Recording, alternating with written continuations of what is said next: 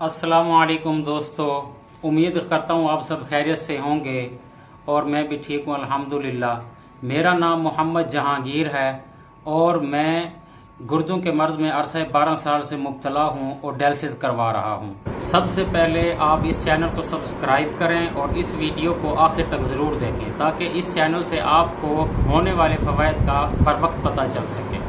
इस चैनल को बनाने का मकसद ये है कि जो मरीज़ जो हैं गुर्दों के मर्ज़ में मुब्तला हैं, डायलिसिस करवा रहे हैं, उनसे मुलाकात की जाए और उनसे ये पता किया जाए कि वो इतने बड़े मर्ज़ में कैसे मुब्तला हुए, वो उनकी कौन सी गलतियां थी जिनकी वजह से उनके गुर्दे फेल हुए।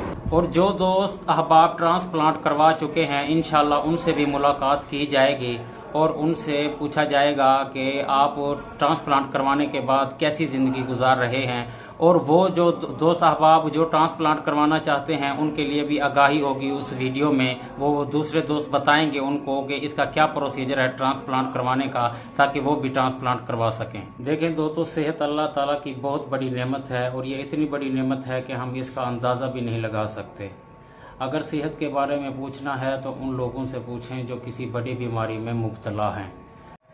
मैं अगर अब खुद से अंदाज़ा लगाऊं तो अब मेरा ताल्लुक एक गांव से है। अब वहां पे सहूलियात नहीं है, डायलिसिस की सहूलत मुयसर नहीं है, इसलिए मुझे शहर से डायलिसिस करवाने पड़ते हैं और मैं रहता भी इसी डायलिसिस की वजह से शहर में मैंने रिहाइश रखी हुई है। और हफ्ते में 3 बार हॉस्पिटल में जाना बिल्कुल लाजमी है, अगर नहीं जाते तो तबीयत ख़राब हो जाती है। और आप लोगों से इस इल्तमास है, गुजारिश है कि इन जो भी बीमार हैं भाई उन सब के लिए दुआ करें। आपके रिश्तेदार हैं, इर्द गिर्द जो भी है, या आपका भाई है, बहन है, माँ बाप जो भी किसी भी बीमारी में मुब्तला है उन सब के लिए दुआ करें।